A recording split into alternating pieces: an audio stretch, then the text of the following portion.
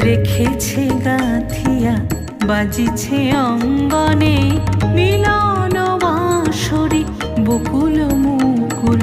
রেখেছে গাথিয়া বাজিছে অঙ্গনে মিলন বাঁশরি